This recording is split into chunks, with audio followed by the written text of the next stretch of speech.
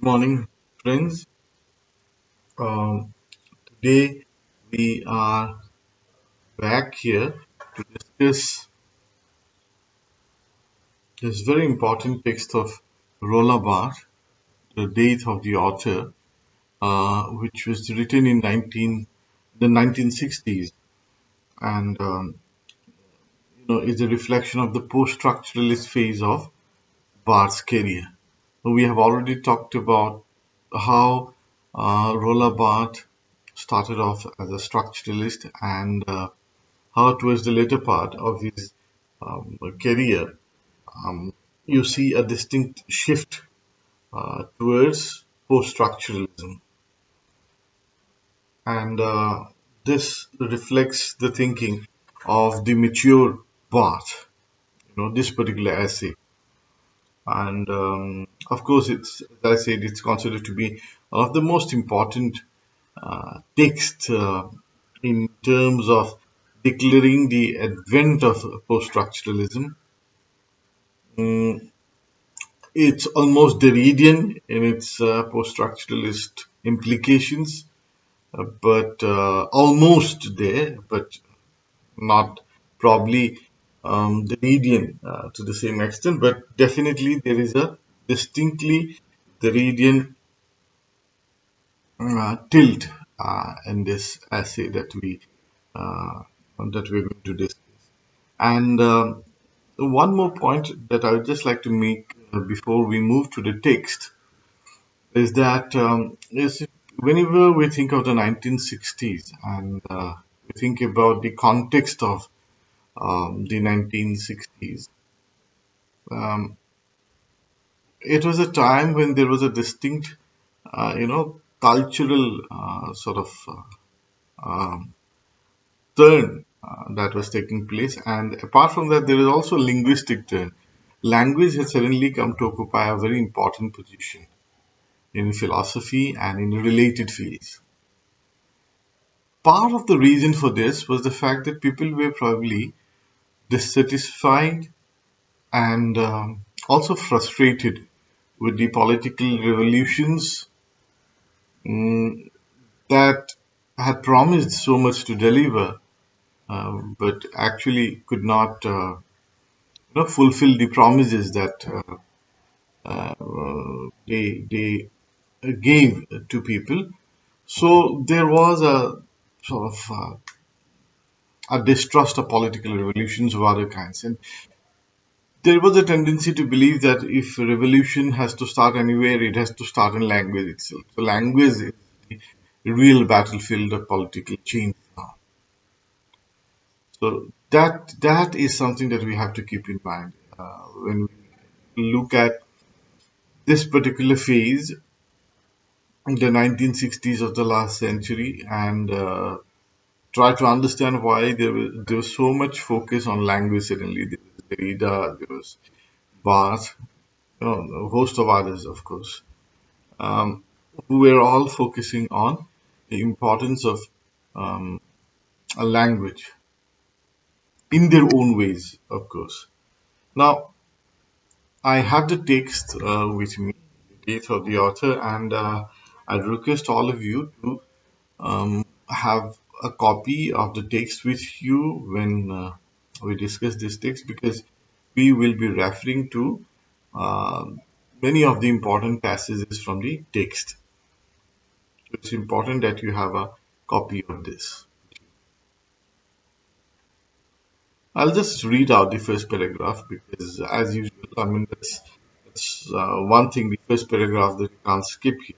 It begins famously with an example from the famous French novelist Honoré de Balzac and his story Saracen, where we have this figure of a castrato who is disguised as a woman. Um, and Balzac, the writer, he gives a description. He gives a description of the castrato disguised as a woman. He says, "It was woman with her sudden fears, her irrational whims, her instinctive fears, her unprovoked bravado, her daring, and her delicacy of feeling. Who is speaking in this way?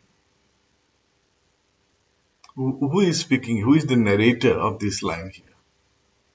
Now, you might take a very commonsensical view and say that it's Balzac. But is it really Balzac? And why is it that he doubts that this is not a very simple, straightforward question that you can straight away refer back to the author, the so-called author of the text? So he raises this rhetorical question: Who is this? Who is speaking in this manner, in this particular um, a line that is picked up from the story? Is it the story's hero, constant to ignore the castrato concealed beneath the woman?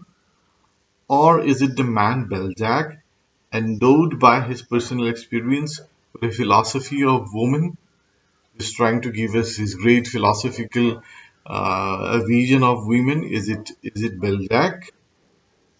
Or is it the author Balzac? Is it the man Balzac or is it the author Balzac? If it is the author Balzac, is he professing certain literary ideas of femininity? Is it universal wisdom or romantic psychology? It will always be impossible to know. You can never say for sure who is the narrator here, who is speaking. Why? The simple reason for this is the fact that, um, as he says, writing itself, for a good reason, that all writing is itself this special voice, consisting of several indiscernible voices, and that literature is precisely the invention of this voice to which we cannot assign a specific origin. Literature is that neuter, that composite, that oblique into which every subject escapes, the trap where all identity is lost, beginning with the very identity of the body that writes. Writing is a neutral space. Language is not anyone's private property. Language belongs to everyone.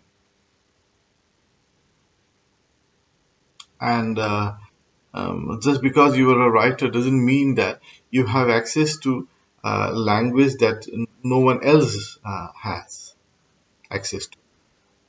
That would be very faulty to assume. I mean, obviously, that is what we generally presume. But when you come to think about it, we are obviously not in possession of language. It is language that controls us. Because when we speak, when we express ourselves, we are only expressing ourselves in the limited number of ways that are permitted by language. You cannot go outside language to express your thoughts. And you are making use of a language that has always already existed. You're not creating that language. You are using a language that has already been used by other people.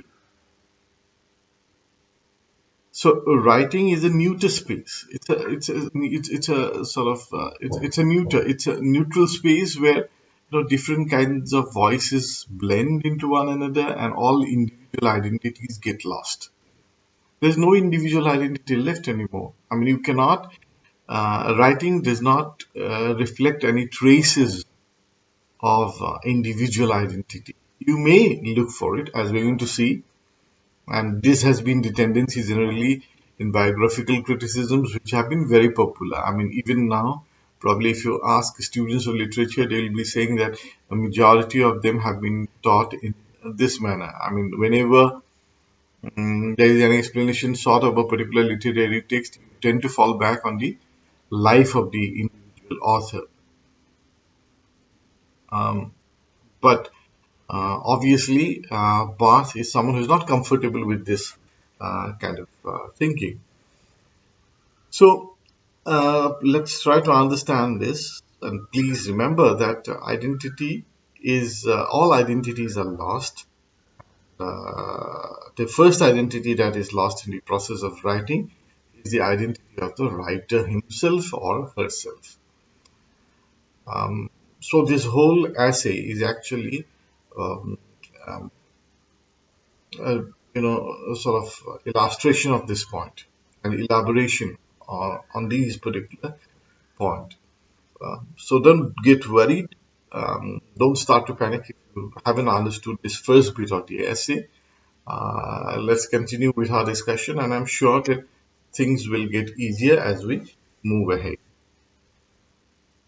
Now let's look at the second paragraph. And this is not a very long essay, so we'll try to cover as much of the text as possible.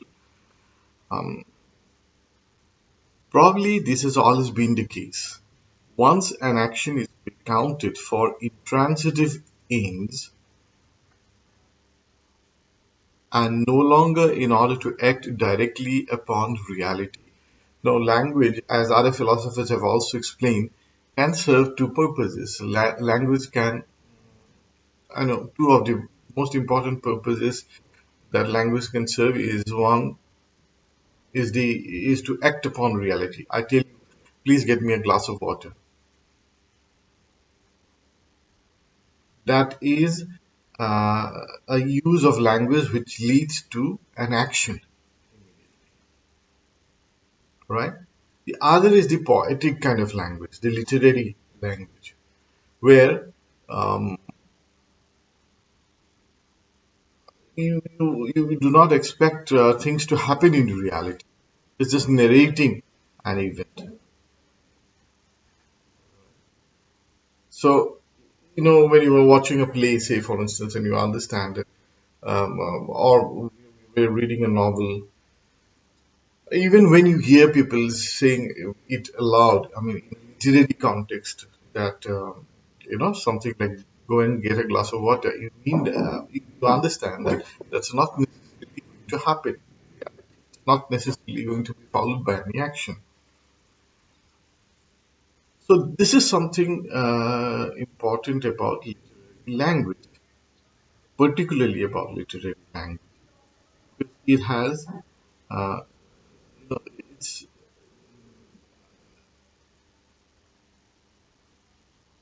in this particular case, that is in literary use of language, you do not expect to act directly upon reality. And in this kind of language, finding the external to any function but the very exercise of the symbol, it doesn't lead to anything, right? It doesn't have an impact upon reality. This is the kind of writing where there's a disjunction that occurs. The voice loses its origin, the author enters his own death, and writing begins. Writing can only begin when the author dies. This is almost the dramatic um, beginning that marks Roland Barthes' famous essay. And at the very beginning itself, he takes you by force. I mean, he forces you to pay attention to what he's saying. So he makes this very bold statement that writing can only begin when the author dies. Right. Nevertheless, the feeling about this phenomenon has been variable. In primitive societies, narrative is never undertaken by a person, but by a mediator, shaman, or speaker whose performance may be admired, that is, his mastery of the narrative code, but not his genius. Um, all have experiences of, um, you know, the of witnessing the rituals of so-called primitive societies or anthropological societies, uh, where you find this shaman narrating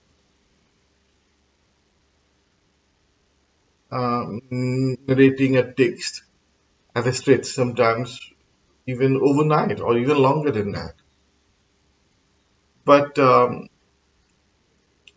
you how do you explain this quality of the shaman, this ability of his to go on narrating a story or a hymn for a long period of time? You don't describe him as being a genius, right? I mean, this whole idea of a genius of the um,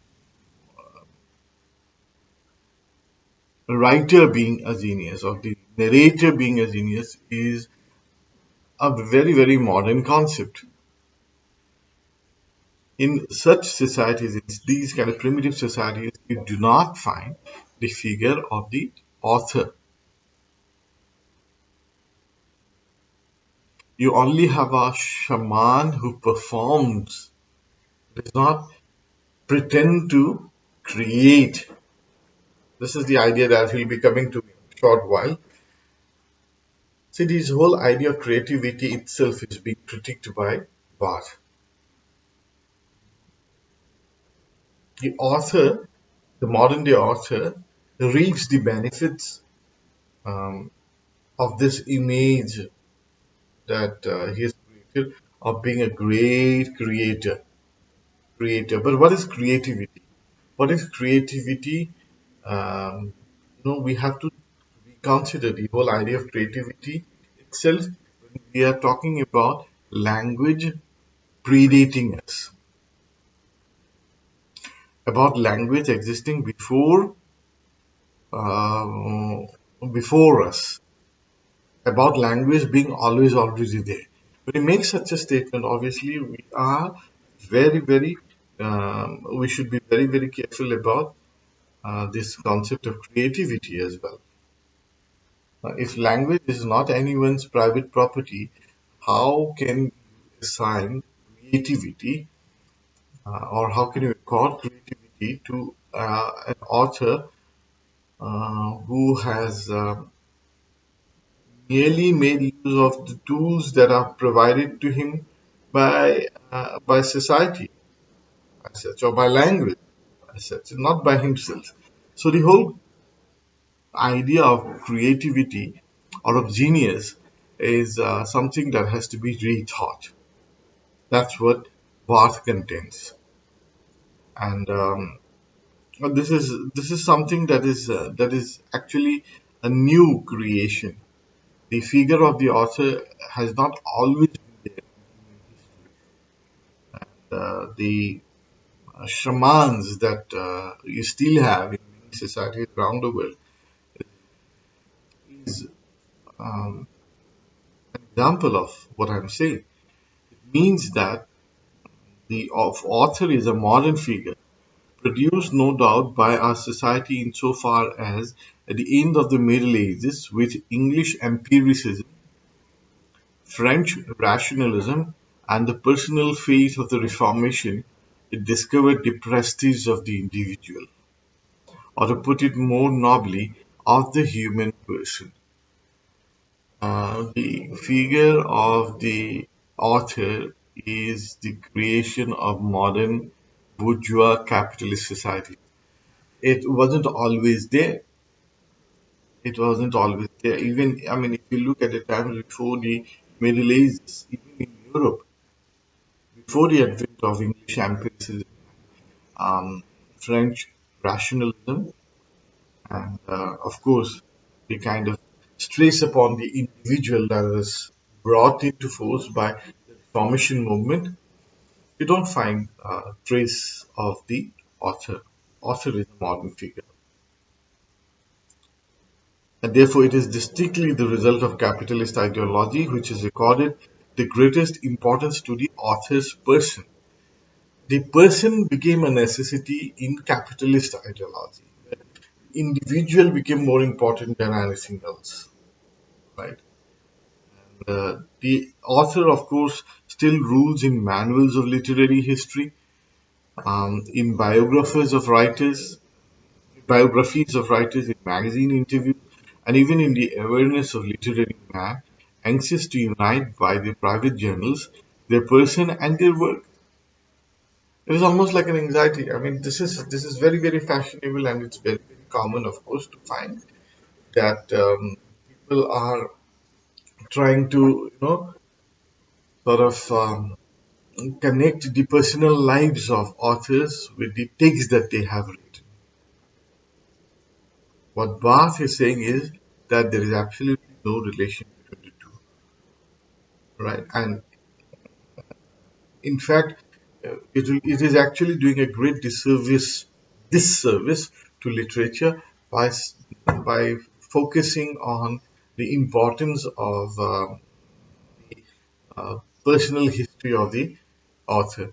But the majority of literary magazines or the majority of literary histories, they pay a great deal of attention to the figure of the author.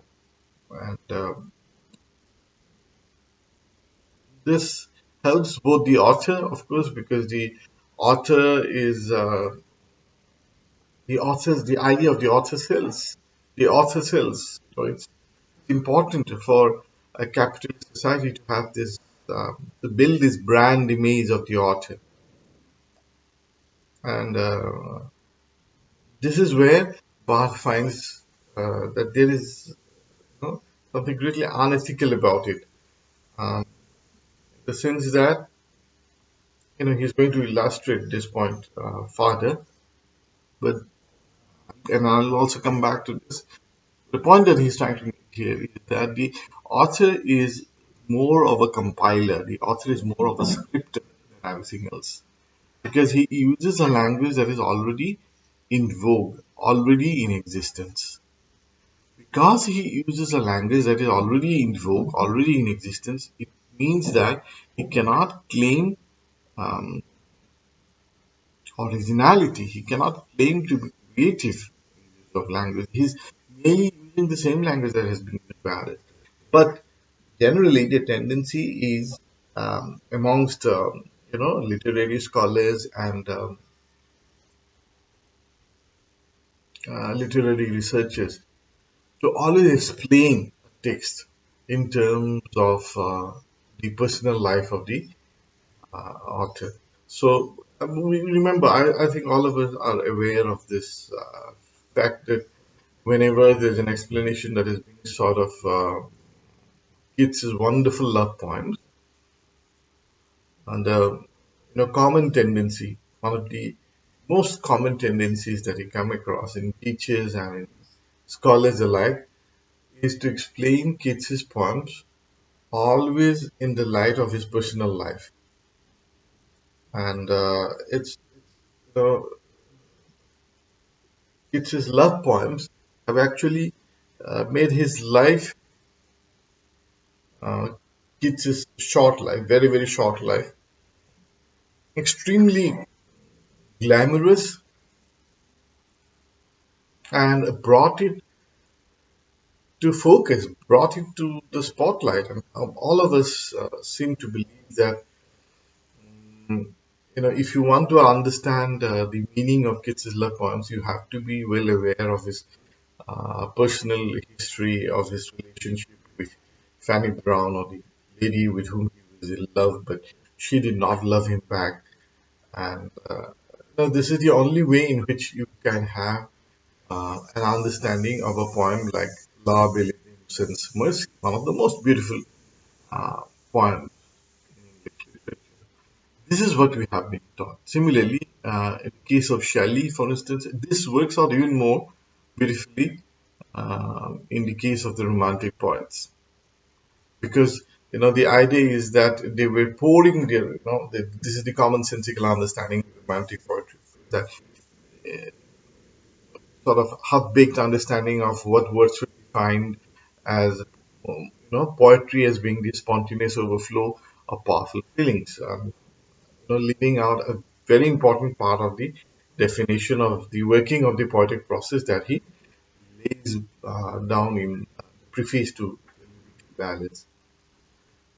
So, there's this tendency to believe that romantic poets are spontaneous in their expression of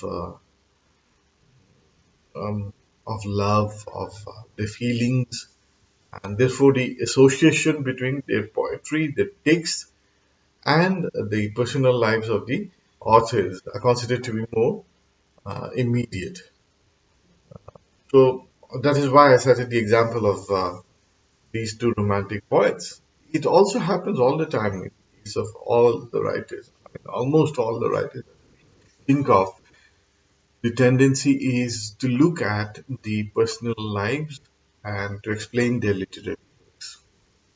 that is how we begin. I mean, just imagine how a high school class begins, in which a teacher of literature has to discuss a particular poem.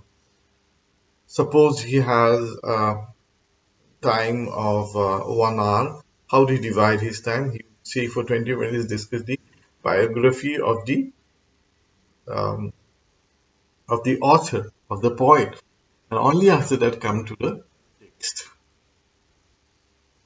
So the figure of the author is like this great, tyrant who imposes himself all the time upon the text, right? And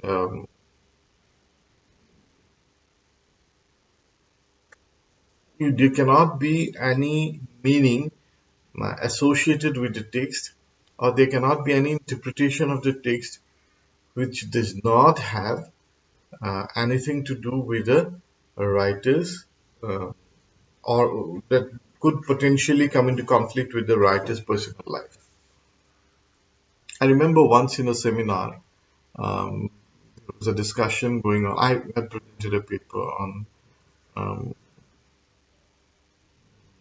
uh, a short story by Dr. Indira Goswami, and after my presentation, there was this gentleman who asked me this question.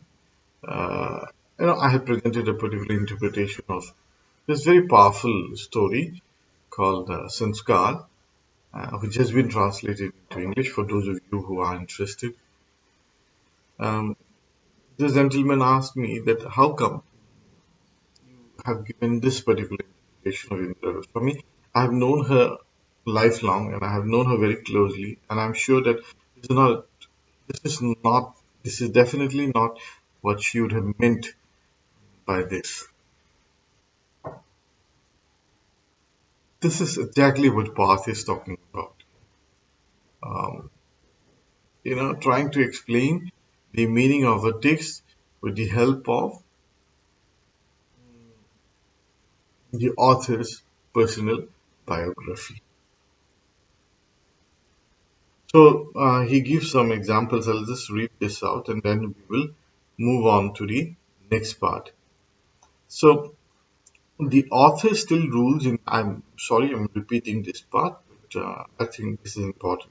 The author still rules in manuals of literary history, biographies of writers, magazine interviews, and even in the awareness of literary men, anxious to unite by their private journals the person and their work.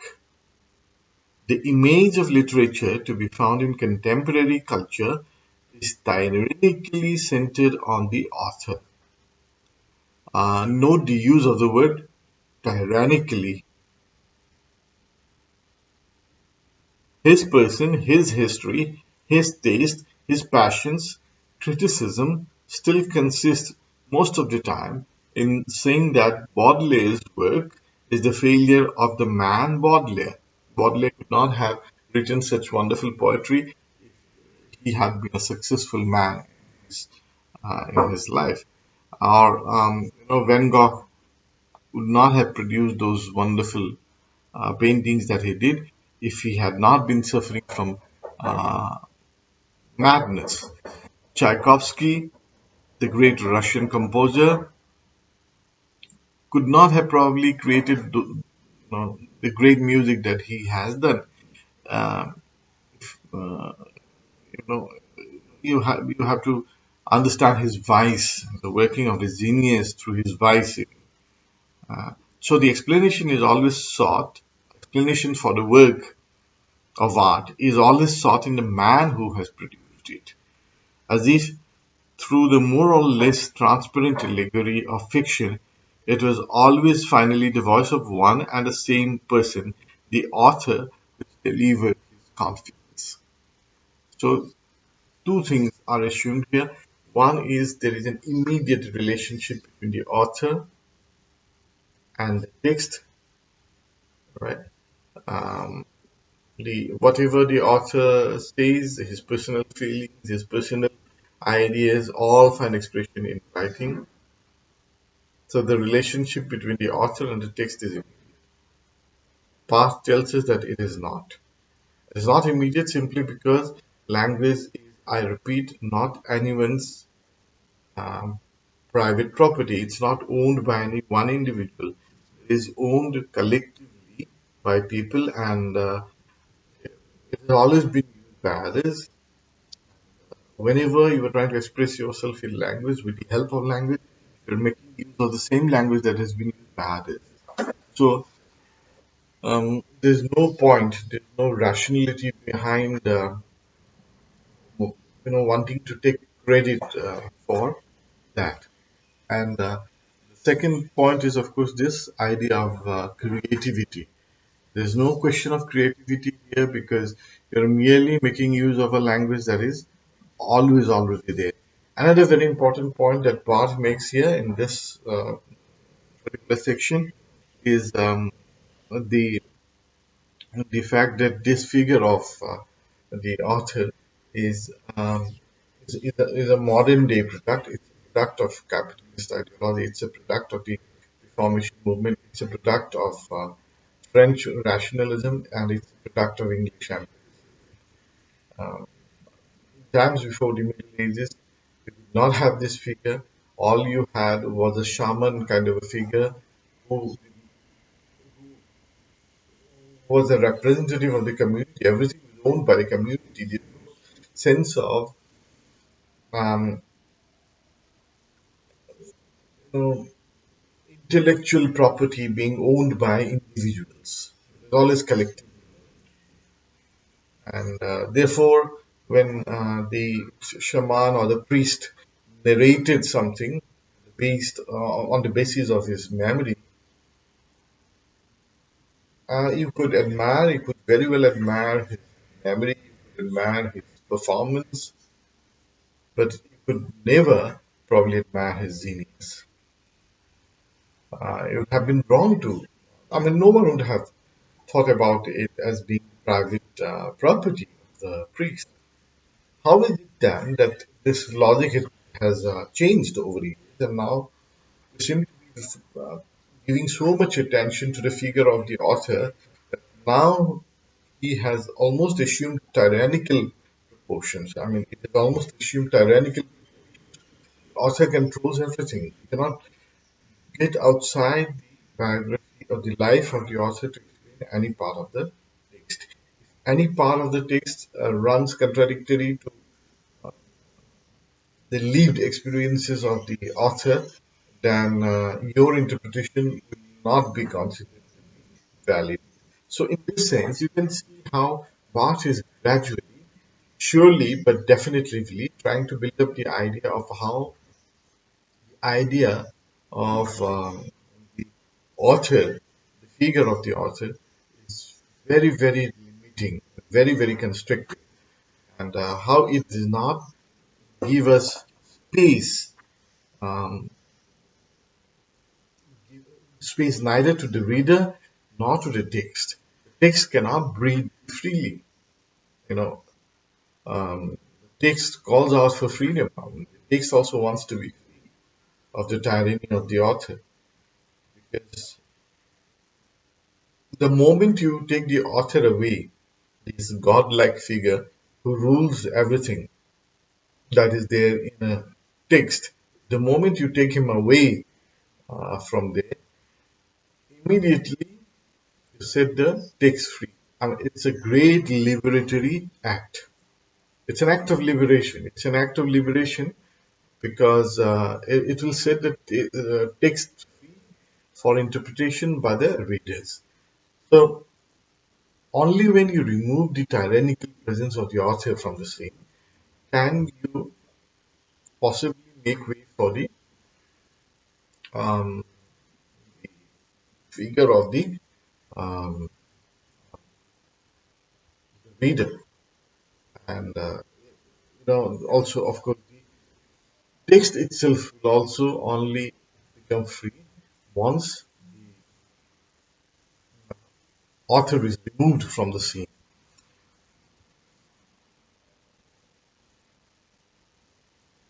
But having said this, Barth also accepts the fact that even though the figure of the author is very powerful today, and recent criticism has, of course, worked um, with a clear, motive to strengthen it all the while. It is also evident that for a long time now there have been a history, there has been a tradition of writers who have attempted to topple, um, who have attempted to, you know, question this um, centrality of the figure of the author. So he gives the example. Barth gives the example of Mallarmé, say for instance, as being someone who had tried to do this, and he gives the example of Valéry and some other writers, particularly French writers, who have tried to, do this, raise questions. So basically, he's also trying to locate himself in a particular tradition. This is what Barth is trying to do here.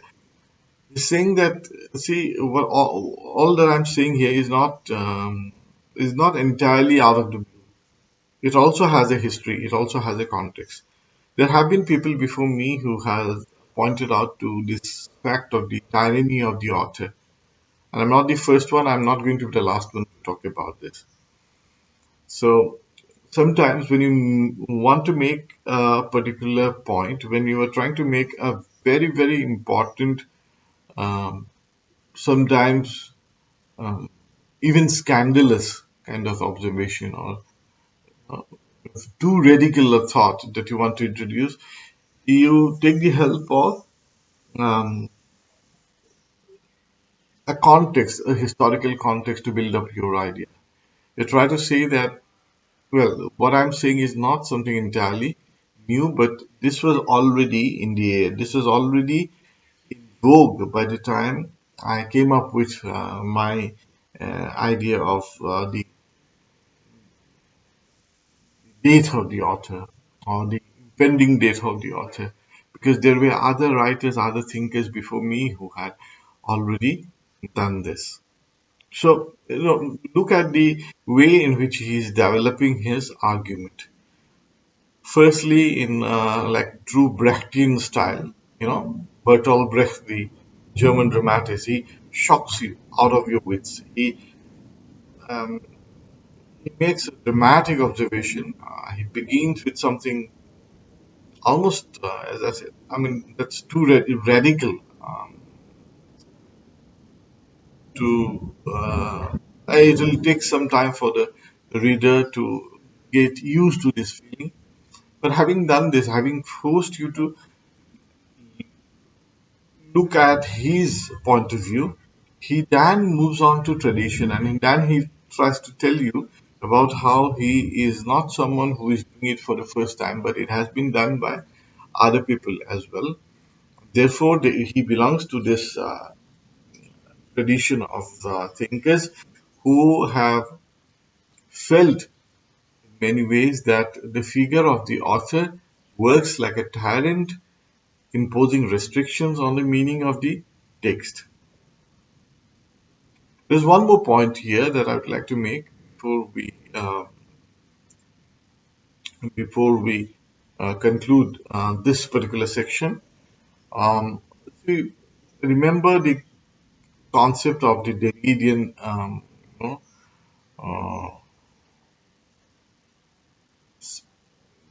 the final signifier. If you have to think about this whole argument that Barth is trying to make here, from a post-structuralist linguistic point of view, the figure of the author is like the final signifier, is the final voice of authority.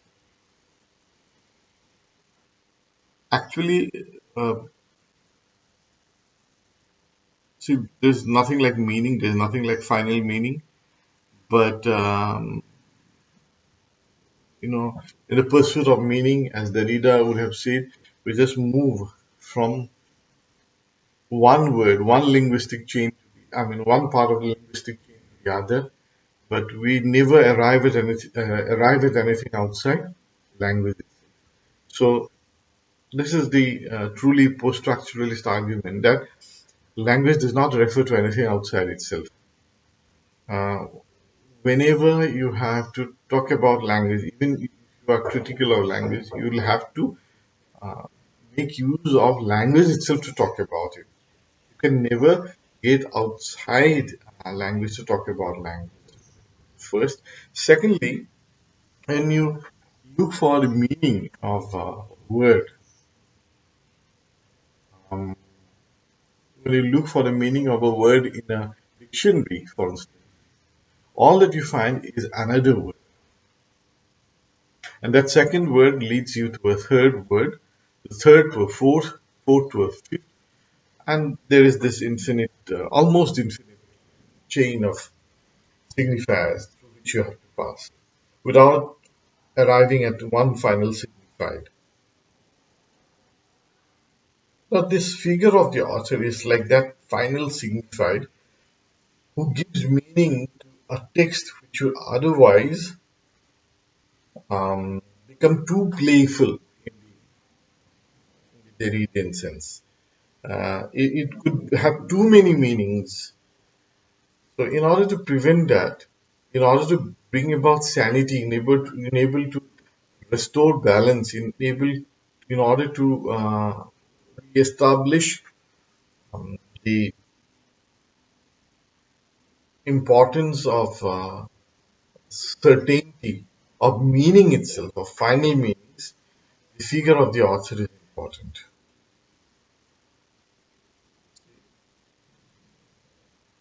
The figure of the author is important not for its own sake, but also as a as an embodiment of the idea of final meaning itself.